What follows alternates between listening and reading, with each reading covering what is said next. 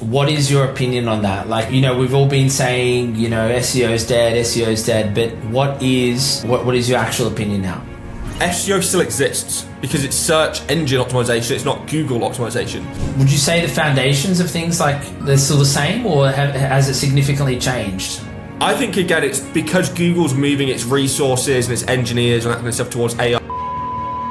What is your honest opinion about all these like AI experts coming in and saying otherwise? If you're in marketing and you see any hype in marketing, CMOs, CEOs, big corporates, those things, they will jump on that hype. If we build them again to a different site. Hey guys, Dean Gravina here. And today I've got a very special guest on the show, someone who's widely regarded as one of the most well-known SEOs in the world. He's been at the forefront of the industry for over a decade. He's also spoken at some of the biggest stages in SEO, so from Brighton SEO in the UK to Chiang Mai SEO in Thailand, and built a reputation for breaking down complex strategies into practical insights that actually move the needle.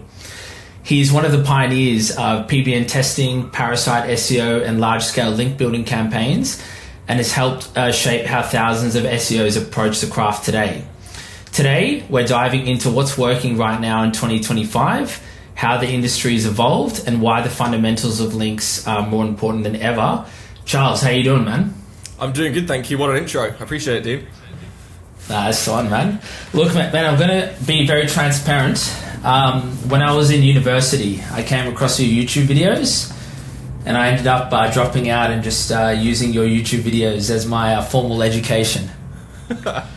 Well, I appreciate you coming to the University of Float, but I think we can go from here. Man, good to have you on, and I'm keen to I do say that in a serious way because you've actually provided a lot of value to the SEO industry over the last 10 years, and got an amazing story. A lot of the strategies that you talk about, 10 years ago, 5 years ago. My first question is, I'm super keen because I've been following a lot of your LinkedIn posts. Like, what are you focusing on today? Yeah, for sure. So right now, I have a bit of a mixed bag. So I do a little bit every week for my family business. So we employ a few hundred people in the UK, and we manufacture sofas and cushions and furniture in the UK. Generally handmade British furniture that we ship internationally, that we do sell thousands of units every month inside the UK as well. I also do PressWiz, which is our link building marketplace, which is kind of the first link building service and marketplace to fully use AI agents for everything. So we, literally from sending the outreach emails to validating and delivering the link orders to the customer support chat and things like that, all through AI agents now, which has made us incredibly more efficient and able to deliver links a lot faster than everybody else. The current industry standard for link delivery is like 21 days. Ours is 21 hours. So we've been able to get it significantly lower than everybody else. I also do my own projects. So I have Parasite SEO projects. I have my own sites. I have some lead gen stuff. I have some international stuff. And then I do client consulting and audits as well. And some training and courses and stuff, but I haven't released anything there for like 2 years or so. Yeah, man. What don't you do, dude? Yeah, why didn't you start with that? What you don't do? Yeah. I don't do local. That's the one thing. It's not competitive enough. Yeah, that's crazy stuff, man. And dude, so from when I started following you back in the day, it was all about Black Hat and PBNs and doing the most, trying to get the most competitive advantage in space, right? And I think that's where you sort of kicked off. And I think, I don't know, man. I think you've become, what do they call it? Like a bit of a seller. You've gone commercial now. You didn't even mention any PBNs or anything. What's happened? Well, so I do still use that, but that's kind of like sub layers, right? They're within the Parasite campaigns or within other stuff and things, right? But in general, I would say that actually over the last year or two, a lot of those techniques that stopped working as well over the last few years have had a bit of a resurgence and have really started working even better. Like Parasite SEO over the last few years has been the most effective technique out of everything, right? Being most anything else, and it was a technique invented 20 years ago. Like it's one of those where Google comes in cycles, I think, and the algorithm changes and pushes different things, and depending on the day is whatever I'll be using to the most of my advantage I possibly can. Yeah, no, 100%. And in terms of you were talking about AI agents and outreach and everything like that, and so I'd be keen to sort of, a lot of the people that I work with, local and, big e-commerce brands and I guess big service-based brands as well. I guess in terms of the fundamentals of links, like, I know you said you've sort of shifted and you've gone maybe left or right, but like, would you say the foundations of things, like, they're still the same, or has it significantly changed? Yeah, no, I would say the foundations are still the same. I would say actually we've kind of almost reverted.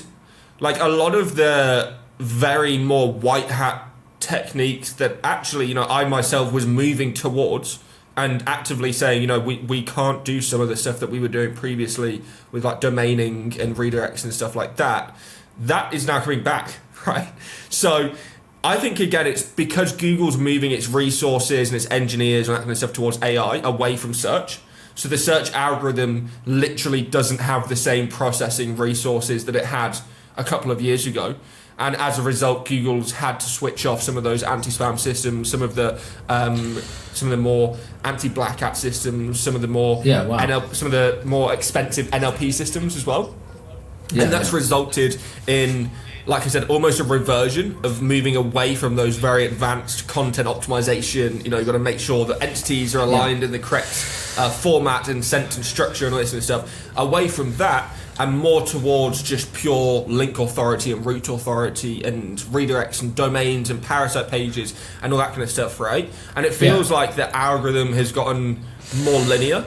And it is just more about authority these days than anything else, really. To some extent, if you're Forbes, you're going to rank for every keyword on the planet. If you're a little guy, you're not. And it's getting more and more to that point where I think it is almost kind of like a centralization point where we're seeing more and more SERPs be taken over by the same sites, rather than more diverse sites being kind of shown and more diverse opinions, that kind of stuff being shown as well. Yeah, I mean, this is like an interesting topic in itself because you've got like every man. The interesting thing now, like every man and his dog is like a GEO, AEO, AI engine expert, and there's so much noise around, SEO has changed, SEO is dead, and now it's all about schema and content and this and that. And in my honest opinion, and the reason why I wanted to bring you on the podcast today is from me, I've been calling out links and brand for the last 3 years and saying, hey, just get a bunch of good links to the homepage with your brand name and you are going to pretty much rank if you've got enough authority, as you've said. Like what is your honest opinion about all these like AI experts coming in and saying otherwise? So I do to some degree say to call yourself an expert, you need to have a very long history and be exposed to a lot of different projects, a lot of different successes, a lot of different failures, especially to be considered an expert. And I don't think that the technology has been out for long enough, especially for the generative side. So if you're trying to actually embed your brand into training data, or you're trying to get the AI to surface and show your brand more visibly, number one, the models themselves have been changing so much, and the tech behind them has been changing so much, and the way that they're surfacing that information and the way they're using grounded searches and all those kind of things, that's been changing so much that I don't think anybody is really an expert, right? I mean, GPT-5 came out a month ago.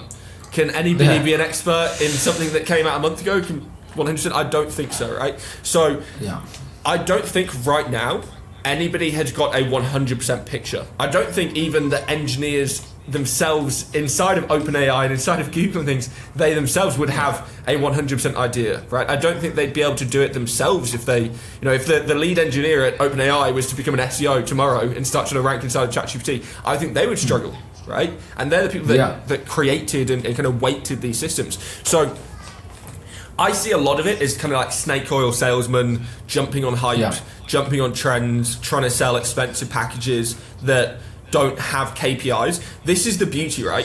If you're in marketing and you see any hype in marketing, CMOs, CEOs, big corporates, those things, they will jump on that hype, and it's the only part of marketing that you'll be given budgets with no KPIs. So you have no target. You have nothing. You could do nothing, right? You can say thank you for 50 grand. I'm going to France skiing tomorrow, right? Like you don't owe them anything, right? So I do, to some degree, just see them. Okay, I'm going to sell to this guy, and then tomorrow I'm not going to do anything. I'm just going to sell to the next guy, right? And it's just a pitch. There's no substance. Yeah. The testing that we're doing internally has allowed us to work with a few companies to try and increase their visibility. Now, what does that actually look like? It's a lot of traditional SEO stuff anyway. it's guest posting and editorials and edits and mentions and Reddit comments and posts and things like that, right? So it's a lot of those old skill sets. Just we have to be better at reverse engineering, kind of the sourcing, better at consensus content building, and better at scaling those sites out. Like currently, if you're wanting to optimize for ChatGPT or Google AI overviews and something like that, Reddit is the number one source 21% of the time, right? So Reddit, suddenly aged Reddit accounts, their value has skyrocketed, right? And things like that. So I see a lot of associated things that actually you might be better off being selling the shovels than you are, panning for gold. Yeah, got you. And you mentioned a really interesting topic, which was how do you even track the value of like being mentioned on ChatGPT. I had a client who she approached me, and we do like yourself do. We do a lot of manual outreach. We literally create emails on behalf of our clients and manually outreach to other people. And she actually said to me, "Hey, I had someone who's going to do an AI setup for me and track the results." So my question to you on that, on what you said, like say for clients, I'm quite new to the AI thing as well. So like, is there a way that we can track this? Like, what have you been? Yeah, you can track referrals. The only problem is that a lot of the time the visit isn't properly attributed.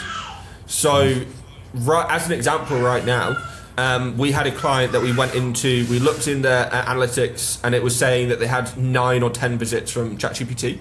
We went through their server logs and they had 1,200, right? Wow. Yeah, so that's a very big difference, right? And just being able to properly attribute where those visitors went to, what they did, what they signed up with, what they bought, what they, registered for, anything like that, that does give you some ability to track. The only problem is that server log analysis, tracking attribution is a massive pain in the ass anyway. And secondarily, it's very hard to see what part of the journey they did to get there. So generally speaking, if you're getting a referral visit from ChatGPT, a lot of the time you won't be able to see the query that they search for in ChatGPT to get that visit, right? You'll be able to see the page that they visited. So you might be able to say, okay, well, this is a supporting piece of content on a how-to guide. Then they were probably, the query that they put in ChatGPT was probably something related to that how-to guide. But if they're just visiting your homepage or a service page or something like that, then it becomes very, very difficult to try and reverse engineer that query. So a lot of the time, what you're better off doing is trying to figure out where you are currently being visible for queries, and where you're currently not being visible for queries, and trying to just surface yourself more in that area. But trying to properly track the ROI is very, very difficult. And it does require some additional attribution tracking around server logs and things to get accurate numbers. Exactly. So, I mean, that's exactly what I've been saying, you know, and it's a very hard thing for, I guess, a client when they're being told, oh, AI is the next thing, you know, Google's dead, you know, and then, as you said, being able to track the results is a completely different thing. I guess just taking it back to links, I think you were mentioning on your LinkedIn something, I guess, you know, moving away from outreach into distribution. Was that one of your LinkedIn posts? Yeah. I didn't actually catch. So what does that actually mean, and what does that look like? So it's kind of twofold, right? So the first point is that a lot of agencies, a lot of freelancers, a lot of people try to go into outreach and link building and things and immediately do it themselves. And number one, as I'm sure you're aware, setting up your own outreach campaigns is a lot of work. It's a very tedious. It can be kind of mind-numbing at some points, but it can also just be heavily resource intensive. And generally speaking, most people who are doing these outreach campaigns, they're doing it for one website, one client, one individual thing, and then they're not reusing that again. Or they're setting up another brand new campaign for the next client and things like that. I much prefer to move into a world where if you're only doing it for one niche, then we move away from outreach and we move away to just having partners already in that niche that we can immediately distribute to. If you're also from the opposite end, if you're in the position where you own the agency that has the 500 employees, the 500 clients, all this kind of stuff, right? Then you should own the distribution. So you shouldn't be outsourcing link building. You shouldn't be outsourcing outreach and stuff like that. So it's kind of a two-in-one, where if you're very small, you probably should outsource, and if you're very big, you probably shouldn't. But also, we're moving now to a place where most publishers, or especially the bigger publishers, and even in you know smaller countries, the bigger publishers, they tend to already have a price list. They tend to already have something out there. They have like an editorial page, a contacts page, a buy ads page, something like that. You might not necessarily list the price there and then, but the idea is that you know which publishers you can distribute through before you've ever even sent an email. So I try and plan link campaigns, try and plan large-scale parasite campaigns, that kind of thing, before I've even had an agreement from somebody to build that page for me, right? Because the idea is that I have the more data and the more options that I have, come the actual time that I build stuff, the more likely I am to succeed in that campaign. Because I know that actually, okay, I have the option between these 5 different sites because I went and found 5 different sites and put them in. I didn't just immediately go and buy the first site that I thought was the best one, right? I gave myself as many options, as many data points as much as I could, and then try and reverse engineer which one not only is going to be the most likely to rank, but is going to be the most likely to rank for the money it cost me as well. And a lot of people don't take ROI into account, right? So you could buy a $100 post and it will rank number 2, or you could buy a $5,000 post and it will rank number 1. At some point, I might rather just buy 10 of the number 2 ranking posts for $100 each, right? Rather than buying the number 1 big expensive $5,000 post, because you're going to get more ROI out of 10 $100 posts than you are out of one $5,000 post. And it could be the opposite way around as well, right? So a lot of it is just coming down to having the options to do the maths to get the most out of your campaigns. Yeah, I think you said it really well. And what I would say to that is that, you know, I just, it's just very unbelievable to me that we're in 2025 and, you know, I've worked for some of the biggest agencies in Australia and now running my own agency, and, you know, your stuff's been out for the last 10 years, guys like, you know, Roof, Diggity, that stuff's been around for a long time. And sometimes I would say your name or say like Diggity and people don't know who you guys are. And you guys are really, I would say, the pioneers of putting an actual value to a link. You know, if we buy this amount of links, we really want to see X amount of return, X amount of outcome in terms of rankings, in terms of traffic, in terms of revenue. And it's super interesting to me that, it's still in Australia, I can't speak for other countries, that there are agencies that still are not doing that. They're just buying links for the sake of it. They're buying links for what the link name is or how the link looks, And one of your recent LinkedIn posts, and as you just said, was really talking about how do you actually calculate the value of a link and what is the value of it and how do you equate that into revenue and ROI. So that is super interesting. Do you have are you sort of tracking that in a certain way? So say for the people watching this, especially for clients, are you implementing a link on a certain date? Are you tracking in a certain way? How are you getting so specific with that sort of tracking in certain scenarios? Yeah, so tracking links that point into the homepage, that's really difficult to see what sort of ROI, because it's so broad. You could point a link to the homepage and it could have 3 tiers deep in a page go up to position 1, and that's great ROI, right? But that's very hard to know that this link to the homepage results in that page going up, right? So a lot of that we just don't even try, because it's really impossible to see what's happening. We can track over time, right? And say, okay, we built 100 links this year, and over the year the site increased by this much. And if we take off the publishing frequency and take off this velocity, then the maths will probably work out that we improved 28% or something like that. And we can try and do the calculations off of that percentage increase versus the cost of the links, right? But even that has so many variables into it that it's quite difficult to kind of track. When we're linking directly to a page, that's when it becomes a lot easier to track, because you can say, okay, either A, the visibility of this specific page that we're trying to link to increased, or B, the visibility of the pages that page is internally linking to, those all increase as well. And we're trying to take away external factors that could be contributing to that data.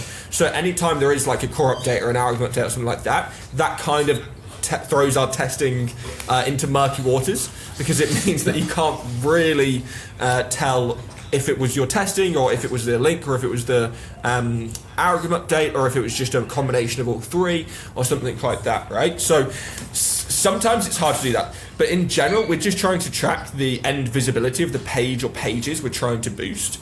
And a lot of the time we're very systematic, and I always go down the approach of less is more. And ideally, we're trying to see what happens as a result of that individual link. So instead of, a lot of people will do the same thing where they'll say, okay, I have 10 money pages. I'm going to build 20 links. I'm going to go order all 20 links with the same vendor right now, right? I won't ever do that. I'll always be like, okay, we have these 10 pages that need links. What are the most important pages? Right? Okay, these 3 are the most important. Let's build their links first. Instead of building 10 links at each page, let's go and find the best possible links that these individual pages can have, and let's just build one of each at a time, right? So each page can have one link for that week, that 2 weeks, that 3 week period, whatever it is. And then after that time, we're going to see how far that page went up, how far it went down. And then the idea as well behind that is the next time we come to use that site, or next time we come to use that link, we have a more accurate number of what happened the last time we used it. So we say, okay, the visibility increased on this page, and we got an extra $2,000 a month because of that visibility increase. The link was $500. The next time, we want to try and do that same math equation into the link increase as well. Yeah, and that's when you're bringing it back to that distribution, because you've got a set of links that work, and hey, I've done these ones in the past. So in theory, if we build them again to a different site, you're going to get hopefully a similar outcome. Is that where you're going with this? Yes. Yeah. And because we have these publishers in our database already, and because we've got these existing connections and we have the link building marketplace and we've got people buying from them and stuff like that, we can also then take into account their publishing dates as well. So if we know that this publisher publishes tomorrow, but this publisher is going to take 6 weeks, right? Then we can take that time frame into account as well. And we can say, okay, actually, this publisher is going to take 6 weeks, but if we think that this publisher would be absolutely amazing signal for this page, let's take that into consideration and build that one link of this page and order it now. But to offset the fact that it's going to take 6 weeks, in that time frame, we're going to have a load of other publishers build some links to other pages to try and also increase our thing. And we have that kind of timeline of, okay, links are going live here, here, here, here, here, here, here. And it's just slowly, gradually, incrementally increasing the quality score of the link profile and the website, hopefully, as well. And you want to be working with someone who obsesses over links like Charles, right? Because the thing is, right, like, and this is still happening today where there's agencies that are still outsourcing to like the vendors in which that we all know. And what are those vendors doing? Do they have their own distributions that have been probably milked like 1,000 times over? Yes. And it's just more of an exchange. The agency pays that particular link supplier, and it's just bang. It's just an exchange, and they're not the right. The markups are also getting insane as well.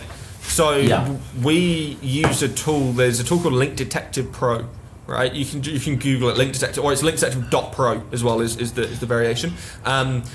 We uploaded our database on there just to double check things, right? But basically, you can put in a URL. You can put in like Forbes.com, or you can put in Genius.com or something like that, right? Nametube.com, anything like that, G2.com. Any of these sites, and it will come back with the price list for each link vendor. So we've basically been like, okay, let's have a look. Put in Forbes.com. The prices start at like $4,000, go to like $25,000. It's the same article. Crazy. Right? Like, how can that price vary so much when it's the same post, right?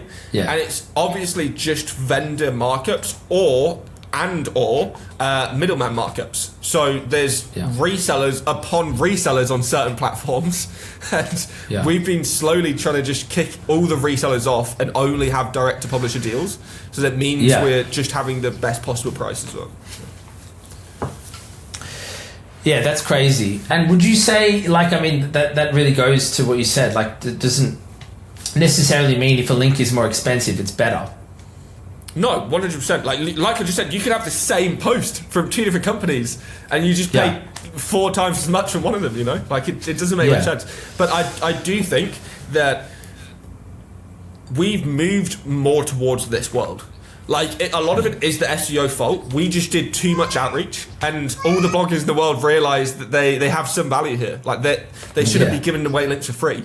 I remember when I first started in SEO, the majority of emails that you would send, people would reply to you and they'd give you an email back, and they'd give you a link back, right? Yeah. Nowadays, you struggle to get a reply, let alone anything else. And when you do get a reply, 80 to 90% want money. They want something up front. That wasn't the case 10, 20 years ago. I do think that is, to some extent, the SEO's fault. To some extent, it's Google's fault because it's so reliant on links as the algorithm. And despite what they've said, it's just moved more and more and more towards being reliant on links, more and more reliant on reach authority as the ultimate arbiter. And then finally as well, I think COVID and lockdowns sort of like doubled down on people. Okay, maybe I should start a blog. And I got an email from a casino website offering me $500 for a post on this blog. Maybe it is worth $500 for this post, when actually, no, that's just casino sites offsetting the price as well. So even certain niches, because they will spend so much more money on links than other niches, they then jack up the price of links for everybody else as well. So there's kind of these 3 factors contributing to just link prices going like this. And I did a tweet about it, or a LinkedIn post as well, a few months ago, where I remember the cost of a DR50 link in 2014, 2015 was $50, right? $50 for a DR50 link. Now, in 2025, it's like $600. $500, $600. It's crazy. Right? So it's and to some, do you know anything else? Like, do you know any other commodities that have 10x'd in value in 10 years, right? I can't think of many things that have actually gone maybe up. Bitcoin. So that's what I was about to say. Like, Bitcoin and backlinks are the 2 things that have gone up like crazy. So, though the asset classes, guys, this is what I'm talking about. We need to be building asset classes, building wealth. It's backlinks, baby.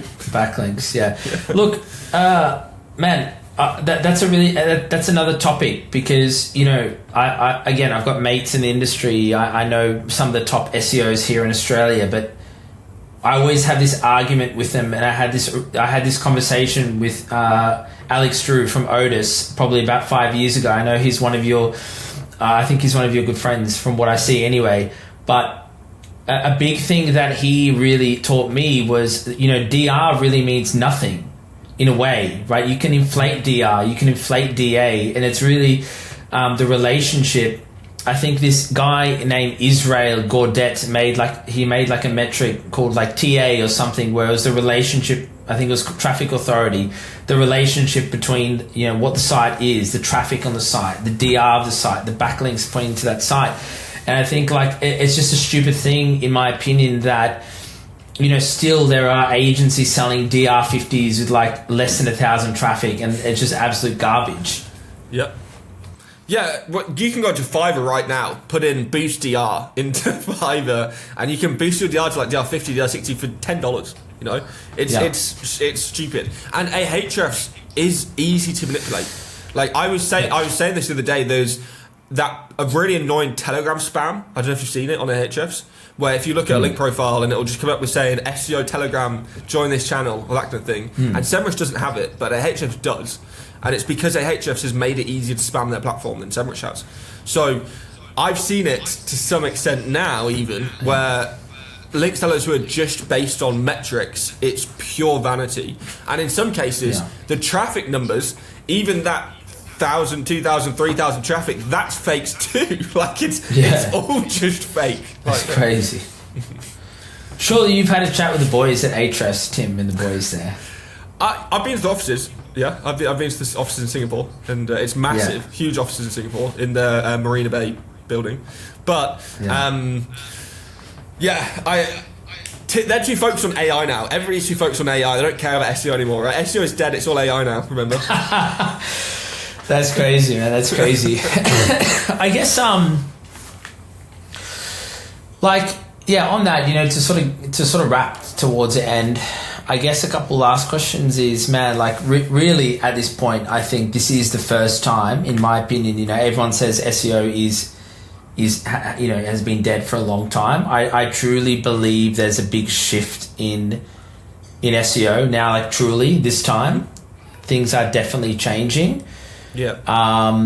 What is your opinion on that? We've all been saying, SEO is dead, but what is your actual opinion now?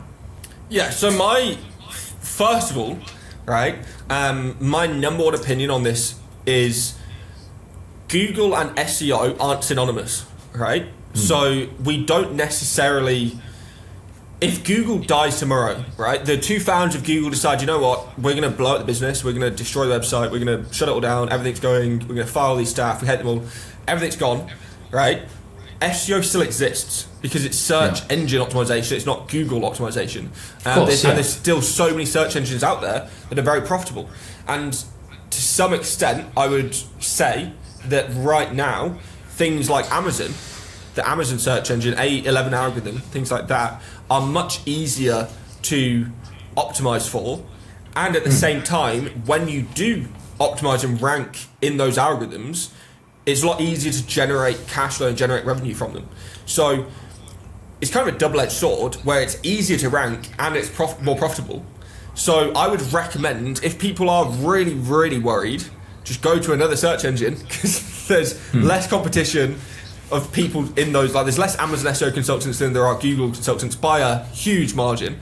It's easier to rank in their algorithm. There's less updates. There's one update a year, and they're tiny compared to Google's updates. And they're far easier to manipulate, and you get easier, more measurable results. Do that. If you're just so worried, just go into something that isn't going to be killed off, and you're pretty much guaranteed it's not going to be killed off.